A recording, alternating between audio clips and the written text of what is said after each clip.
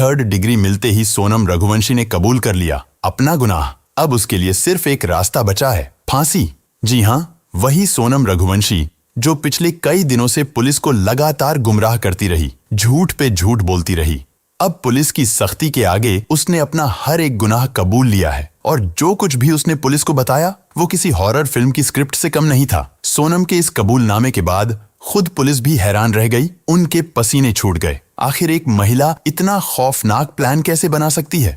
इस केस को पुलिस ने रेयरेस्ट ऑफ द रेयर करार दिया है और सारे सबूतों को इकट्ठा करके अब फांसी की सजा दिलवाने की प्रक्रिया शुरू कर दी गई है। सिर्फ सोनम ही नहीं, उसका आशिक राज कुशवाहा भी अब जुर्म कबूल कर चुका है। आखिर कैसे भोले भाले राजा को सोनम ने अपने आशिक के साथ मिलकर मौत के घाट उतारा? इसके बारे में अब तक आपने जो भी सुना है वो अधूरी कहानी थी, लेकिन आज मैं पूरे फैक्ट्स, सबूत और पुलिस के अनुसार आपको इस केस का वो एक एक सच बताने वाला हूं जिसे आप लोगों से अब तक छिपाया गया है। लेकिन वीडियो शुरू करने से पहले मेरी आपसे एक छोटी सी गुजारिश है। आज आप भले ही चैनल को सब्सक्राइब ना करें, लेकिन इस वीडियो को अंत तक जरूर देखिए और कमेंट में सोनम जैसी कातिल के लिए और राजा के जस्टिस के लिए अपने मन से कुछ ना कुछ जरूर लिखिए, ताकि पूरे देश को पता चल सके कि कितने लोग राजा के सपोर्ट में हैं। मार डालो इसे।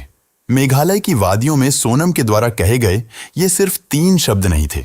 ये वो खंजर था जिसने एक पति के सीने को नहीं, बल्कि उस रिश्ते को छलनी कर दिया जिसे हम और आप शादी कहते हैं। मेघालय की वादियों में जब सोनम ने कहा मार डालो इसे, तो हर कसम, हर वादा खून से लथपथ जमीन पर पड़ा था। इस कहानी की शुरुआत होती है 1 अक्टूबर 2024 को। रामनवमी का दिन था और रघुवंशी समाज का भंडारा था। इसी दिन समाज के लोग शादी के योग्य लड़के लड़कियों के नाम समाज के रजिस्टर में लिख देते हैं। सोनम की फैमिली वालों ने जब उस रजिस्टर में राजा रघुवंशी की डिटेल्स पढ़ी तो उन्हें लड़का अच्छा लगा। एक तो राजा का काम भी अच्छा था, दूसरा वो इंदौर का ही रहने वाला था। उसके बाद सोनम की माँ का राजा के घर फोन आया। वो लोग मिलने आए, फिर लड़का लड़की आपस में मिले और बात पक्की हो गई। लेकिन शुरू में ही राजा ने एक ऐसी बात नोट की जिसे उसके परिवार वाले अगर समझ जाते तो शायद राजा की जान बच भी सकती थी। राजा ने एक दिन अपनी माँ को बताया कि सोनम मुझ में इंटरेस्ट नहीं ले रही है। राजा दरअसल सोनम के साथ फिल्म देखने जाना चाहता था। सोनम ने इसके लिए मना कर दिया। राजा फोन भी करता था तो सोनम उससे बात नहीं करती थी। राजा की माँ ने इस बारे में सोनम से पूछा तो उसने कहा, मैं ऑफिस में बिजी होती हूँ, इसलिए बात नहीं कर पाती। तब राजा के परिवार ने इस पर ज्यादा ध्यान नहीं दिया। उन्होंने सोचा कि शायद सोनम सही कह रही हो। फिर आया 10 मई का वो दिन।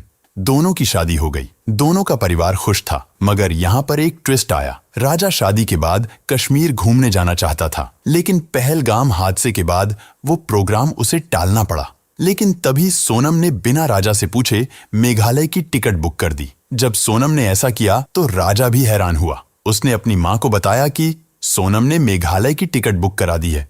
टिकट हो गया था, इसलिए माँ ने भी अधूरे मन से कह दिया, ठीक है चले जाओ। अगले दिन सोनम और राजा घर से तैयार होकर निकलने से पहले माँ से मिलने जाते हैं तो सोनम शादी के दिन वाले सारे गहने पहन रखी थी।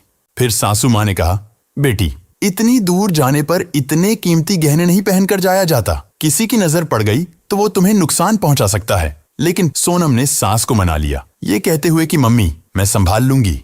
सोनम के साथ साथ राजा ने भी सोने की चेन, डायमंड की ब्रेसलेट और हाथ में 2 सोने की अंगूठी पहन रखी थी। इस पर भी राजा की माँ ने राजा से कहा, बेटा तुम भी ये सब पहनकर मत जाओ। लेकिन राजा कहता है, माँ सोनम बोल रही है कि मेरे ऊपर अच्छा लग रहा है, इसलिए मैंने ये सब पहन लिया। माँ थोड़ा सोचती है कि हनीमून पर कौन इतना सोना पहन कर जाता है, लेकिन दोनों की खुशी के लिए माँ भी बोल देती है, ठीक है जाओ, लेकिन अपना ख्याल रखना किसी की इस पर नजर न पड़े, नहीं तो तुम दोनों को नुकसान पहुंचा सकता है। माँ ने तो जाने को कह दिया था, लेकिन उन्हें क्या पता था कि ये सब सोनम की चाल है। वो राजा को मारकर सारे गहने लेकर अपने प्रेमी के साथ भागने वाली थी। इतना ही नहीं, हनीमून पर जाने से पहले ही सोनम ने हनीमून के नाम पर राजा से अपने अकाउंट में 9,50,000 रुपए ट्रांसफर भी करवा लिए थे। दोनों पति पत्नी 20 मई को हनीमून के लिए मेघालय रवाना हुए थे। 22 मई को दोनों शिलांग के मावलखियाट गांव स्थित शिपारा होम स्टे में ठहरे थे। लेकिन 23 मई को उनके साथ कुछ ऐसा होता है जो किसी हॉरर स्टोरी से कम नहीं है। दरअसल 20 मई को राजा और सोनम गुवाहाटी एयरपोर्ट में लैंड करते हैं। फिर वो लोग कामाख्या देवी के दर्शन करने के लिए जाते हैं। असम में 1 से 2 दिन घूमने के बाद 22 मई को राजा और सोनम शिलांग में पहुंच जाते हैं। वहां के एक लोकल रेंटल एजेंसी से वो लोग एक स्कूटी किराए पर लेते हैं और उसी स्कूटी से आसपास के कुछ जगह घूमते हैं। अगले दिन यानी कि 23 मई की सुबह 5:30 पर वो लोग अपने होटल से चेकआउट कर लेते हैं। वो लोग अपने लगेज बैग को स्कूटी में कैरी करके घूम नहीं सकते थे, इसीलिए उनके पास जितना भी कीमती सामान था उसे वे एक छोटे बैग में डालते हैं और बाकी का लगेज उसी होटल के रिसेप्शन में छोड़ देते हैं। उस दिन सोनम का फास्टिंग था, इसलिए वो लोग एक दुकान से कुछ फ्रूट्स खरीदते हैं और कॉफी पीते हैं। उसके बाद वे लोग उसरा हिल्स की तरफ बढ़ते हैं, जो कि शिलांग से लगभग 60 किलोमीटर दूर है। वहां पहुंचने के बाद दोपहर करीब 1 से 1:30 बजे के बीच सोनम अपनी सासू माँ से फोन पर बात करती है। Hello hello. हाँ मैं राजा का फोन चालू नहीं हुआ अभी नहीं हुआ, बस हम चढ़ाई कर रहे हैं, हम ऊपर चढ़ गए फिर फोन लगाते हैं। इसी कॉल रिकॉर्डिंग से पता चलता है कि राजा और सोनम को नीचे जाकर जहां घूमना था वो उस जगह पर ऑलरेडी घूम चुके थे और करीब 1:30 बजे के आसपास अपने स्कूटी के पास लौट रहे थे। ये राजा और सोनम का आखिरी कॉल होता है, क्योंकि 1:47 पर जब राजा के बड़े भाई सोनम को कॉल करते हैं तो सोनम का मोबाइल रिंग तो होता है लेकिन कोई रिसीव नहीं करता। राजा का फोन तो पहले से ही स्विच ऑफ था, लेकिन 24 मई को सोनम का फोन भी बंद हो जाता है। अब यह क्लियर हो जाता है कि 1:20 से लेकर 1:47 के बीच ही कुछ अनहोनी हुई थी। राजा के बड़े भाई विपिन तुरंत शिलांग पहुंचते हैं। जब वे होटल पहुंचते हैं तो वहां पता चलता है कि राजा और सोनम 23 मई की सुबह 5:30 पर चेकआउट कर चुके थे और उनका लगेज अभी तक वहीं रखा हुआ है। तब से इस बैग को कोई लेने नहीं आया। ये सुनते ही विपिन को यकीन हो जाता है कि कुछ न कुछ तो अनहोनी हुई है, जरूर दोनों किसी मुसीबत में हैं। राजा और सोनम का घर वालों से बात हुए 1 दिन से ज्यादा हो चुका था। ऊपर से पूरा नॉर्थ ईस्ट भारी बारिश की चपेट में था। कई जगह बाढ़ और लैंडस्लाइड की वजह से रेड अलर्ट लगा हुआ था। ऐसे में समय रहते खोजबीन नहीं होती तो उनका मिलना मुश्किल हो जाता। इसलिए राजा के बड़े भाई विपिन ईस्ट खासी हिल्स पुलिस को इन्फॉर्म करते हैं, लेकिन खराब मौसम की वजह से पुलिस भी ज्यादा कुछ नहीं कर पाती। इसलिए खुद ही राजा के फैमिली वाले राजा और सोनम को ढूंढना शुरू कर देते हैं। राजा और सोनम ने अपने ट्रिप की कई फोटो और वीडियो अपने परिवार को भेजे थे। इन्हीं में से एक फोटो में पीछे एक पोस्टर दिखता है, जिसकी मदद से वे उस स्कूटी वाले तक पहुंचते हैं जिससे राजा ने स्कूटी किराए पर ली थी। वो बताता है कि उस स्कूटी में जीपीएस ट्रैकर लगा है, जिससे उसकी लोकेशन पता चल जाती है। जब लोग वहां पहुंचते हैं तो पाते हैं कि स्कूटी एकदम ठीक तरीके से पार्क की गई है, चाबी अभी भी उसमें लगी है, जो अजीब बात है।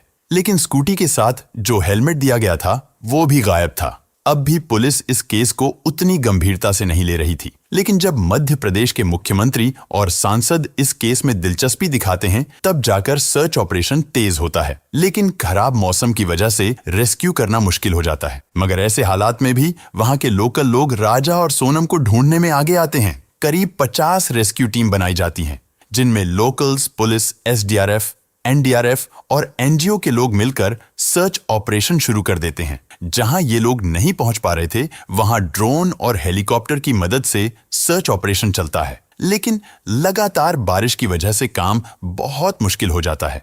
बारिश लगातार हो रही थी, जिसके चलते काफी दिक्कतें हो रही थीं।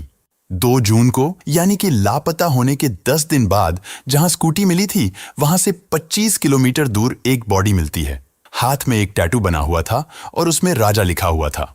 जब पुलिस वाले विपिन को ये बॉडी दिखाते हैं तो विपिन उसे पहचान लेते हैं कि ये तो उनके ही भाई की बॉडी है। सबका जो डर था वो सच हो जाता है।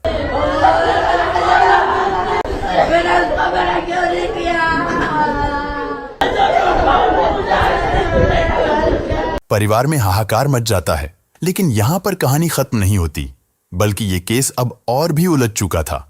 राजा के परिवार वालों ने बताया कि जब वह घर से निकले थे तो उनके गले में सोने की चेन थी, हाथ में 2 वेडिंग रिंग्स और एक डायमंड ब्रेसलेट भी पहना हुआ था, जिसकी कीमत करीब 10 लाख रुपए थी। लेकिन पुलिस को अब तक जो चीजें मिली थीं, उनमें एक सफेद रंग की महिला की शर्ट, एक पैंटोप्राजोल टैबलेट, वीवो का टूटा हुआ मोबाइल और राजा की स्मार्ट वॉच शामिल है। लेकिन सोने की चेन, दोनों रिंग्स और ब्रेसलेट गायब है। पोस्टमार्टम रिपोर्ट से पता चलता है कि राजा के शरीर पर कई जगह धारदार हथियार के घाव थे, यानी उसकी हत्या की गई थी। उनको मारकर नीचे खाई में फेंक दिया गया था। हथियार भी नया था, जैसे राजा को मारने के लिए ही यह खरीदा गया हो। हालांकि पुलिस ने उस हथियार को भी बरामद कर लिया है। जो स्कूटी मिलती है वह प्रॉपर्ली एक जगह पर पार्क किया हुआ था। उसमें कोई स्क्रैच मार्क नहीं था, जिससे यह पता चलता है कि उनका एक्सीडेंट स्कूटी में नहीं हुआ है, बल्कि उन्हें मारा गया था। लेकिन अजीब बात यह है कि उस स्कूटी में चाबी लगा हुआ था और उसका हेलमेट मिसिंग था। स्कूटी से थोड़ी ही दूरी पर राजा और सोनम के बैग्स भी मिलते हैं, जो वो अपने साथ लेकर आए थे। और वहां से लगभग 25 किलोमीटर दूर राजा की बॉडी मिलती है। यह तभी पॉसिबल हो सकता है जब राजा को मारने के बाद कातिल ने स्कूटी को ओसरा हिल्स के पास लाकर पार्क किया होगा और स्कूटी वहां पर पार्क करने के बाद उसी ने ही गाड़ी में चाबी छोड़ दिया होगा। क्योंकि यह एक रेंटेड स्कूटी था, फिर उसने वो बैग भी वहीं पर फेंक दिया होगा। यानी कि कातिल हत्या कर बॉडी को दूर फेंका और स्कूटी को जानबूझकर सही से पार्क कर दिया ताकि सर्च ऑपरेशन गुमराह हो जाए। राजा की हत्या 23 मई को हुई थी, लेकिन उसकी लाश 2 जून को मेघालय के प्रसिद्ध वेई सावडोंग फॉल्स के पास एक गहरी खाई में बेहद सड़ी गली हालत में मिली। शरीर पर गहरे जख्म थे। सिर और पीठ पर धारदार हथियार के 2 घाव साफ नजर आ रहे थे। इन सब साक्ष्यों से साफ हो गया कि यह कोई हादसा नहीं, बल्कि सोची समझी और खौफनाक हत्या थी। अब तक पुलिस इसे लूटपाट का मामला मान रही थी और सोनम रघुवंशी की तलाश में जुट गई थी, जो उसी दिन से लापता थी। पुलिस को शक था कि लुटेरों ने राजा को लूटने के बाद उसकी हत्या कर दी और संभव है कि सोनम को भी मारकर कहीं फेंक दिया हो। जैसे ही ये खबर मीडिया के जरिए आम लोगों तक पहुंची, हर कोई सन्न रह गया। लोगों में गुस्सा फूट पड़ा और वे सड़कों पर उतर आए। विरोध प्रदर्शन शुरू हो गया। जनता के भारी दबाव के बाद पुलिस ने तुरंत विशेष जांच टीम SIT का गठन किया और सोनम की तलाश को प्राथमिकता दी।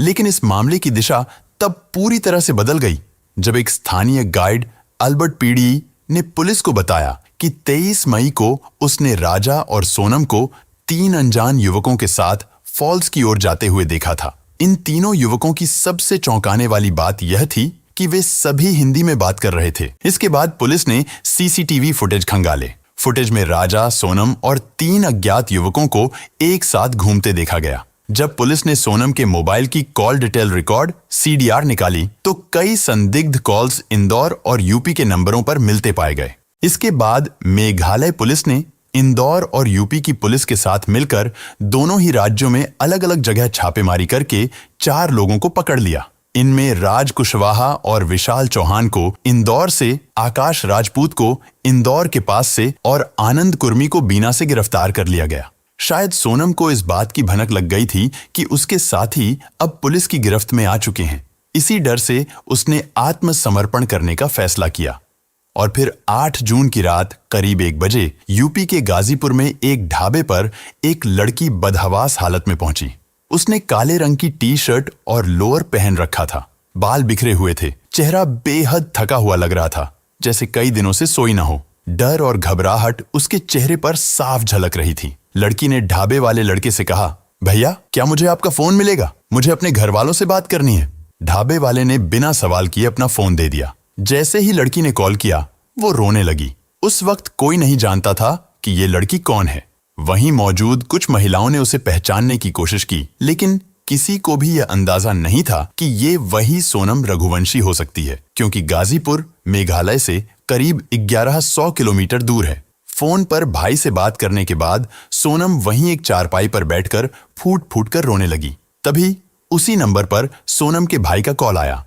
उसने ढाबे वाले से कहा, भाई साहब आप तुरंत पुलिस को फोन करो। ढाबे वाले ने फौरन पुलिस को सूचना दी। करीब 30 मिनट बाद पुलिस मौके पर पहुंची। जब सोनम ने अपनी पहचान बताई तो पुलिस समझ गई कि यही वो लड़की है जिसकी तलाश में मेघालय पुलिस पिछले 17 दिनों से जुटी हुई थी। फिर सोनम को गाजीपुर पुलिस अपने साथ ले गई और बाद में मेघालय पुलिस को सौंप दिया गया। सोचिए, जो सोनम पिछले 17 दिन से लापता थी, जिसे सबने मरा हुआ मान लिया था, वही सोनम जब उसके साथियों की गिरफ्तारी होती है तो कैसे खुद ही अपने भाई को फोन करती है। अगर वो निर्दोष थी और जिंदा थी तो क्या ये काम पहले भी नहीं कर सकती थी? पूछताछ में जो खुलासा हुआ उसने पूरे मामले की दिशा ही बदल दी और पुलिस भी हैरान रह गई। शुरुआती पूछताछ में सोनम ने सच छुपाने की हर मुमकिन कोशिश की, बार बार बयान बदले, झूठी कहानियां गढ़ी और पुलिस को गुमराह करने की कोशिश की, लेकिन सख्त सवालों और सबूतों की मार के आगे उसका झूठ ज्यादा देर टिक नहीं सका। धीरे धीरे परतें खुलने लगीं और सच खुद ब खुद बाहर आने लगा। सोनम रघुवंशी ने जो कहानी पुलिस के सामने बयां की, वह किसी थ्रिलर फिल्म से कम नहीं थी। शुरू में डरी और कमजोर दिखने वाली सोनम की चुप्पी तब टूटी जब मेघालय पुलिस ने उसे रिमांड में लेकर गहराई से पूछताछ की। जांच अधिकारियों के अनुसार सोनम ने जिस सच्चाई को कबूला, उसने इस केस की हर परत को खोलकर रख दिया।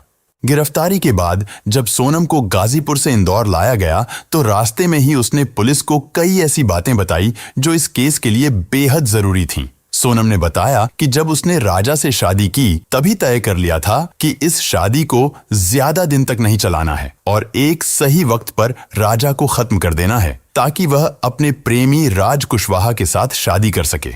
अब उसने जो पुलिस को बयान दिया उसमें उसने बताया कि उसके प्रेमी ने ही उसे बार बार समझाया था कि अगर तुम राजा को हटा दोगी तो तुम्हारे घर वाले भी हमारी शादी के लिए मान जाएंगे, और यही सोचकर उसने राज को भरोसे में लेकर साजिश रचनी शुरू की। सोनम ने कबूला कि राजा बहुत अच्छा इंसान था, वह उसे बहुत प्यार करता था, लेकिन वह हर वक्त बस उसकी निगरानी करता था। सोनम को बार बार लगता था कि वह आजाद नहीं है और यही सोचकर उसने तय कर लिया कि राजा को रास्ते से हटाना ही सही फैसला है। उसने यह भी बताया कि उसके पिता की तबीयत खराब थी, इसीलिए वह अपने प्रेमी से शादी नहीं कर पाई थी और राजा को एक समझौते की तरह स्वीकार कर लिया था, लेकिन दिल से कभी उस रिश्ते को अपनाया नहीं। सोनम ने स्वीकार किया कि उसका अपने पति राजा रघुवंशी से रिश्ता महज एक सामाजिक बंधन बनकर रह गया था।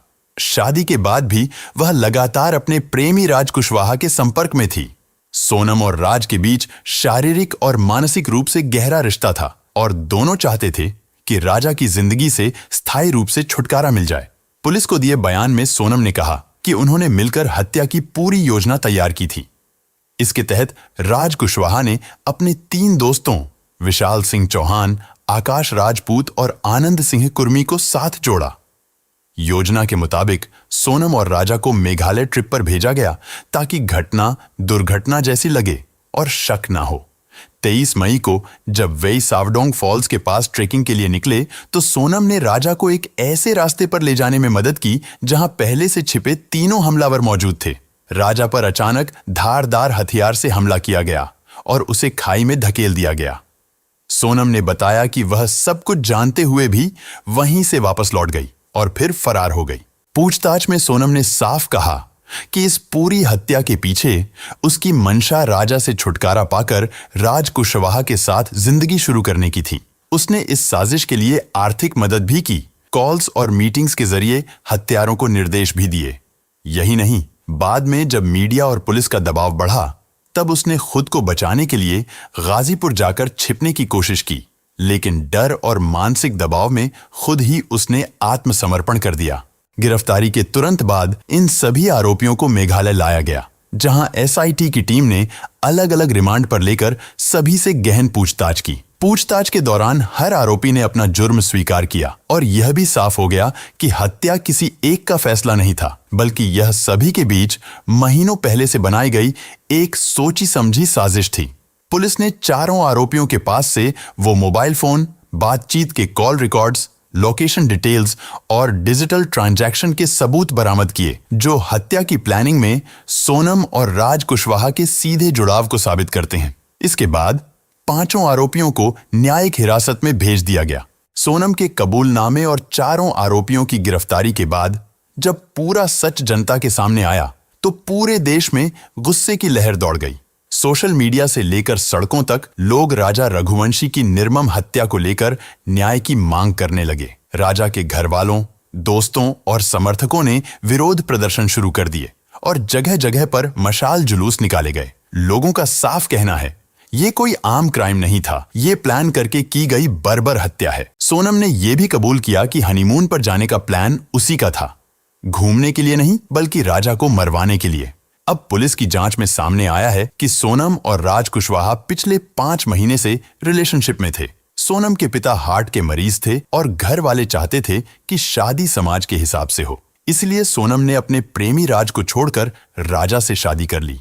लेकिन मन में पहले ही प्लान था कि शादी के बाद राजा को रास्ते से हटा दिया जाएगा ताकि वह फिर से राज के साथ जिंदगी बिता सके, और यही हुआ। राज कुशवाहा ने पुलिस को बताया कि सोनम ने उससे कहा था कि जब मैं विधवा हो जाऊंगी तब मेरे घर वाले भी हमारी शादी के लिए तैयार हो जाएंगे, इसलिए पहले राजा को हटाना पड़ेगा। सोनम ने पूरी प्लानिंग की थी और शादी के 5 दिन बाद 16 मई को इंदौर के सुपर कॉरिडोर पर एक कैफे में बैठकर उसने अपने प्रेमी राज के साथ राजा की हत्या की साजिश रची। राज ने अपने 3 दोस्तों विशाल चौहान, आकाश राजपूत और आनंद कुर्मी को इस मर्डर प्लान में शामिल किया और उसी रात 6 घंटे तक फोन पर सोनम से बात कर पूरी योजना समझाई। सोनम को एक कीपैड फोन, एंड्रॉयड मोबाइल और नई सिम दी गई ताकि वह लगातार संपर्क में रहे, और इन सब चीजों की कीमत पहले ही राज ने चुकाई। जब सोनम ने बताया कि वह 22 मई को शिलोंग ट्रिप पर निकल रही है तो राज ने सभी आरोपियों के टिकट बुक करवा दिए, लेकिन खुद आखिरी वक्त पर मना कर गया और इंदौर में ही रहा। वहां रहकर वह सबको डायरेक्शन देता रहा ताकि कोई शक न हो। यहां तक कि राजा के अंतिम संस्कार में भी वह शामिल हुआ ताकि सबको लगे कि वह दुखी है और परिवार के करीब है।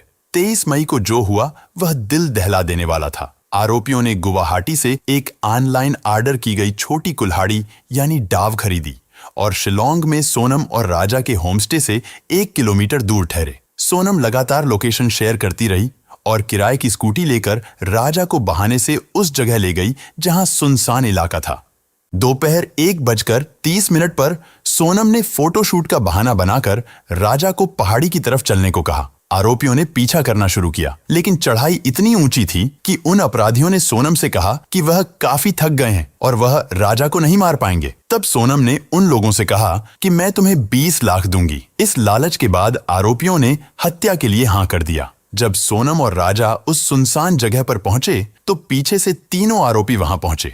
आकाश दूसरी बाइक से दूर से निगरानी कर रहा था और जब उन्हें यकीन हो गया कि कोई आसपास नहीं है तब उन्होंने राजा पर पीछे से हमला किया। राजा ने विरोध किया, लड़ाई की, लेकिन सिर और सीने पर गहरे वार के बाद वह बेहोश हो गया। विशाल चौहान ने पीछे से वार किया और उसी वक्त सोनम चिल्लाई, मार डालो इसे।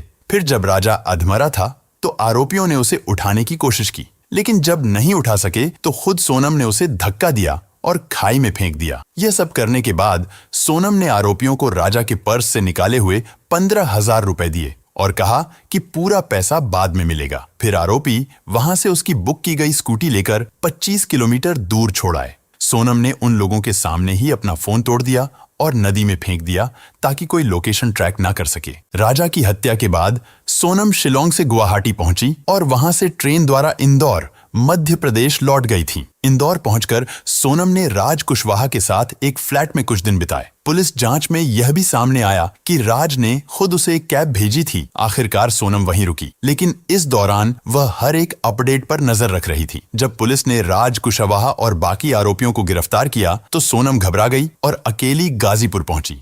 जांच में सामने आया कि सोनम ने हत्या के कुछ दिन पहले ही नए मोबाइल में एक नई सिम डलवाई थी ताकि पुलिस को ट्रैकिंग में दिक्कत हो। इस नंबर से वह सिर्फ अपने प्रेमी और बाकी आरोपियों के संपर्क में थी। उसने ही फोन पर राज को पूरी जानकारी दी कि वह शिलोंग कब निकल रही है, कौन सा होटल बुक किया है और राजा के दिन भर की एक्टिविटी क्या क्या होगी, ताकि हमलावर उसे फॉलो कर सकें।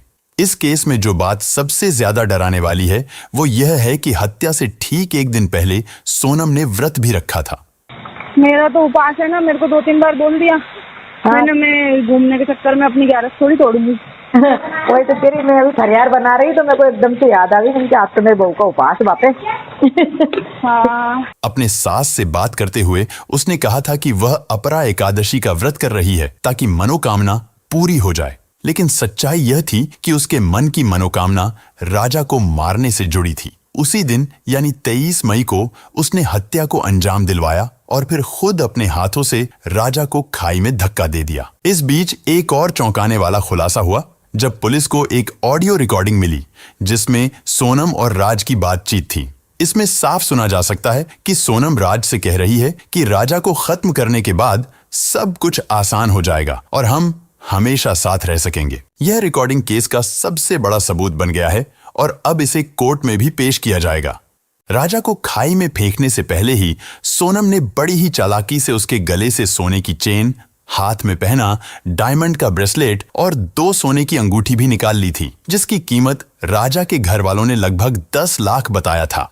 राज कुशवाहा ने भी कबूला है कि उसने ही अपने 3 दोस्तों को पैसों का लालच देकर इस मर्डर में शामिल किया था। वह जानता था कि अकेले सोनम कुछ नहीं कर पाएगी, इसलिए उसने अपने दोस्तों को भी इसमें घसीट लिया। पुलिस को पता चला कि सोनम ने राजा के पर्स से ही 15,000 रुपये निकाल कर दिए थे और कहा था कि जल्द ही बाकी रकम भी मिल जाएगी, लेकिन वह रकम कभी किसी को नहीं मिली। वहीं अब सोनम के वकील ने दावा किया है कि पुलिस इन लोगों से जबरदस्ती गुनाह को कबूल करवाने की कोशिश कर रही है, जबकि सोनम निर्दोष है। लेकिन जिस तरह के सबूत सामने आए हैं, जैसे कॉल डिटेल्स, लोकेशन डेटा और राज के कबूलनामे की रिकॉर्डिंग, उससे अब कोई शक की गुंजाइश नहीं बची है। मेघालय पुलिस और इंदौर पुलिस दोनों मिलकर इस केस को तेजी से आगे बढ़ा रही हैं। फिलहाल सोनम की कस्टडी बढ़ा दी गई है और अगले कुछ दिनों में कोर्ट में चार्जशीट पेश की जाएगी। पुलिस का कहना है कि सोनम ही इस मर्डर केस की असली मास्टरमाइंड है और उसने बेहद शातिर तरीके से यह साजिश रची। लेकिन यहाँ सोचने वाली असली बात यह है, अगर सब कुछ पहले से तय था तो फिर सोनम ने राजा से शादी ही क्यों की? उसके पास ऑप्शन था, वो चाहती तो अपने प्रेमी के साथ पहले ही भाग सकती थी। सच में ये बात हैरान करती है कि आज की युवा पीढ़ी किस तरह की सोच रखती है। जिससे आप प्यार नहीं करते, अगर वो आपको नहीं मिलता तो आप उस इंसान की जान ले लेते हो जिसका आपसे कोई लेना देना ही नहीं था। और जो लड़कियां इतनी दबंग होती हैं कि शादी के बाद अपने प्रेमी के लिए पति का कत्ल तक करवा देती हैं, वही लड़कियां शादी से पहले इतना साहस क्यों नहीं दिखाती? शादी से पहले ही क्यों नहीं कह देती कि मुझे कोई और पसंद है, मैं इससे शादी नहीं करूंगी? मतलब माँ बाप के सामने आप इतना बेबस दिखते हो कि मजबूरी में शादी कर लेते हो, लेकिन अंदर ही अंदर इतना जहर पल रहा होता है कि एक मासूम आदमी को मारने में भी आपको दया नहीं आती। मुझे नहीं पता ये कैसी सोच है, लेकिन इतना जरूर कह सकता हूँ, इस सोच ने न जाने कितने घर बर्बाद कर दिए और हजारों लाखों लोगों को डर में जीने पर मजबूर कर दिया। वीडियो के अंत में मैं बस आपसे एक बात कहना चाहूंगा, जब भी कोई लड़का अपने माता पिता की पसंद से शादी करने जाए तो लड़की से उसकी डिग्री या बायोडाटा ना पूछो, उससे पसंद नापसंद ना पूछो, उससे बस ये पूछो कि तुम्हारा किसी से अफेयर तो नहीं है। अगर है तो मुझे बता दो, मैं ये शादी कैंसिल कर दूंगा, ये कहकर कि मुझे लड़की पसंद नहीं है। शायद इस एक सवाल से किसी और मासूम राजा की जान बच जाए, शायद आगे कोई और बेकसूर शिकार न बने। ऐसे लोगों को सिर्फ उम्र कैद नहीं, फांसी की सजा मिलनी चाहिए, ताकि समाज में डर बने और कोई भी पत्नी प्रेमी के साथ मिलकर अपने पति की जान लेने की हिम्मत न कर सके। और अगर आप भी चाहते हैं कि राजा रघुवंशी को इंसाफ मिले तो इस वीडियो को अपने दोस्तों और परिवार तक ज्यादा से ज्यादा शेयर करें, ताकि हर कोई देख सके कि प्यार और भरोसे के नाम पर कैसे एक जान ली गई।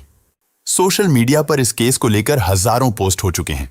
#Justice for राजा ट्रेंड कर रहा है और लोग लगातार सरकार से मांग कर रहे हैं कि आरोपियों को कड़ी से कड़ी सजा दी जाए। कुछ लोग यहां तक कह रहे हैं कि अगर इस केस में भी सख्त सजा नहीं हुई तो समाज में और ऐसे केस बढ़ सकते हैं। लेकिन आपका इस पूरे केस पर क्या कहना है, कमेंट में जरूर लिखें। इस वीडियो को ज्यादा से ज्यादा शेयर करिए ताकि लोगों को सोनम की हकीकत पता चल सके और राजा को न्याय मिल सके। साथ ही इस केस से जुड़ी हर अपडेट पाने के लिए चैनल को सब्सक्राइब करके बेल नोटिफिकेशन को ऑल पर सेलेक्ट कर लें, ताकि हमारी नई वीडियो की नोटिफिकेशन आपको सबसे पहले मिल सके।